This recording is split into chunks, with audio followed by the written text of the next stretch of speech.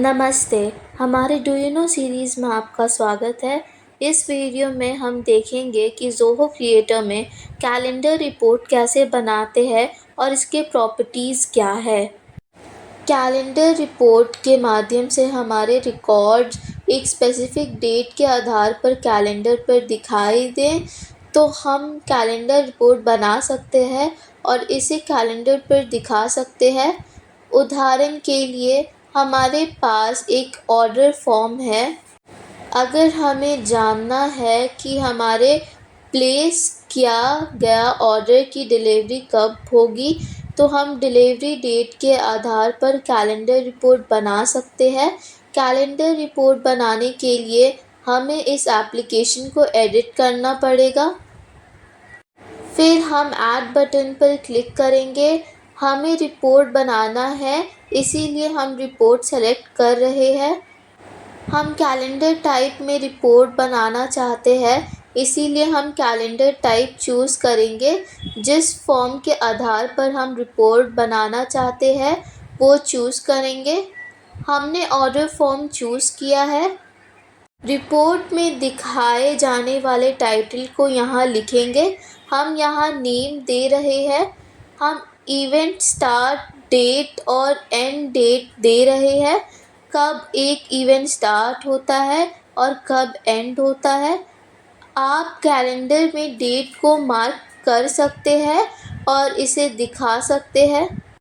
उदाहरण के लिए अगर हम जानना चाहते हैं कि ऑर्डर कब प्लेस किया गया और कब डिलीवर होगा तो ऑर्डर डेट को इवेंट स्टार्ट डेट और डिलीवरी डेट को एंड डेट के रूप में चूज़ करेंगे।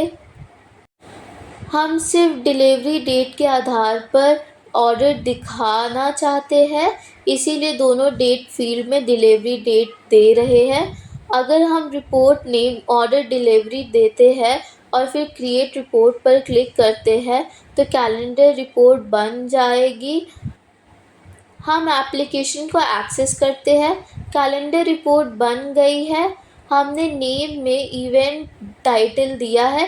कैलेंडर रिपोर्ट नेम में इवेंट टाइटल दिखाई देती है क्योंकि इन डेट्स में डिलीवरी है। रिकॉर्ड इन डेट्स पर दिखाया जा रहा है। रिपोर्ट बन जाने के बाद कुछ फील्ड डिफ़ॉल्ट से ऐड हो जाती है। अब हम कैलेंडर रिपोर्ट में ज़रूरी फील्ड ऐड करना सीखेंगे।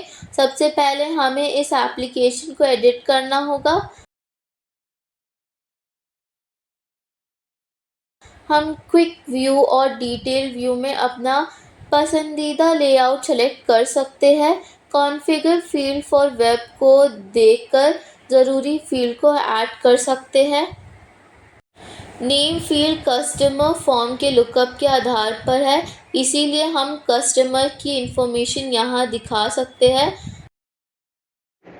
हम ईमेल के बजाय डिलीवरी प्लेस दिखाना चाहते हैं, इसीलिए हम डिलीवरी प्लेस फील्ड ऐड कर रहे हैं। इस तरह हम लेआउट को चूज़ कर सकते हैं और डिटेल व्यू में ज़रूरी फील्ड को ऐड कर सकते हैं। हमें पहले ही फील्ड ऐड कर दी है। हम पेज को रिफ़्रेश करते हैं। हमने नेम फील्ड में व्यू ऑल कस्टमर लिंक दिया है, इसीलिए हम नेम को ग्रीन कलर में देख सकते हैं। हमने डिलीवरी प्लेस फील्ड ऐड किया है, इसीलिए इसका वैल्यू चेन्नई दिखा रहा है।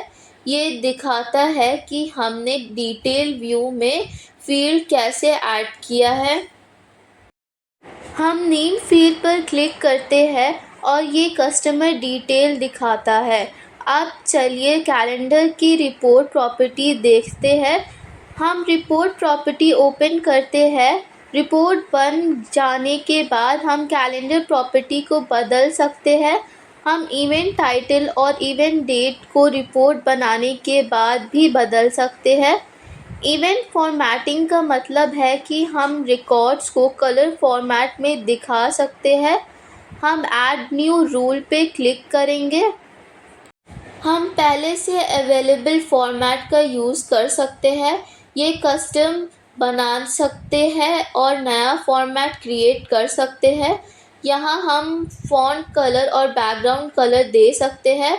हम बैकग्राउंड कलर को ग्रीन कर देंगे।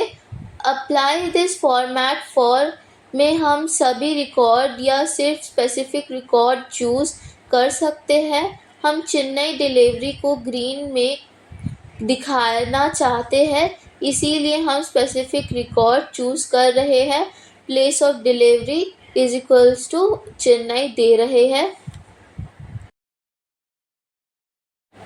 हम फॉर्मेट का नाम चेन्नई डिलीवरी देते हैं और सेव करते हैं।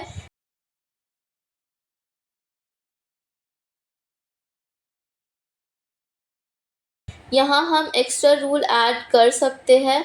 हम कैलेंडर के डिफ़ॉल्ट फॉर्मेट चूज़ कर सकते हैं, मंथ, वीक या डेट। वीक स्टार्ट्स ऑन में हम उस दिन को दे सकते हैं जिस दिन हमारे प्रेफरेंस के मुताबिक वीक शुरू होना चाहिए।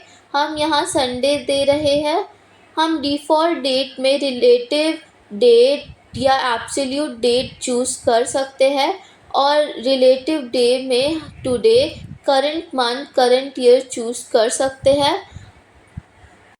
आप एब्सोल्यूट चूज़ कर सकते हैं और स्पेसिफिक डेट सेलेक्ट कर सकते हैं।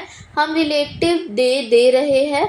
हम पेज को रिफ़्रेश करते हैं। देखिए, क्योंकि कलर फॉर्मेट सिर्फ चेन्नई डिलीवरी के लिए दिया गया है, इसीलिए ग्रीन कलर में दिख रहा है। मंथ डिफ़ॉल्ट व्यू में दिया गया है, इसीलिए मंथ व्यू डिफ़ॉल्ट रूप से दिखाया गया है। हम इससे बाद में वीक या डे में बदल सकते हैं। संडे वीक स्टार्ट करने के लिए दिया गया है, इसीलिए वीक संडे से शुरू होता है। क्योंकि रिलेटिव डिफ़ॉल्ट डेट में दिया गया है, today, current year, current month दिख रहा है। अब हम ग्रुपिंग के बारे में जानेंगे। ग्रुपिंग का मतलब है कि रिकॉर्ड को स्पेसिफिक फील्ड के आधार पर ग्रुप किया जा सकता है।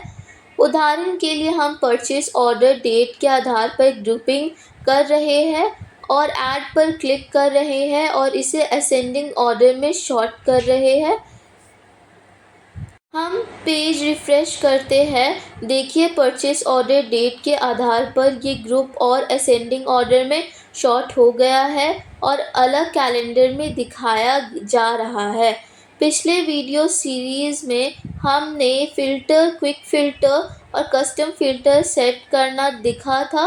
अगर आप पिछले वीडियो देखना चाहते हैं तो इस वीडियो के ऊपर आई आइकन पर क्लिक करें। हमने आज कैलेंडर रिपोर्ट और इसके प्रॉपर्टीज़ को कैसे बनाते हैं ये समझाया। अगर आप ज़ोहो क्रिएटर या इस सीरीज़ से जुड़े किसी भी चीज़ के बारे में जानना चाहते हैं तो प्लीज़ नीचे कमेंट करें, हमारे चैनल को सब्सक्राइब करें और बेल आइकन पर क्लिक करें। ट्यूटोरियल से रिलेटेड अपडेट आपको मिलते रहेगी। धन्यवाद।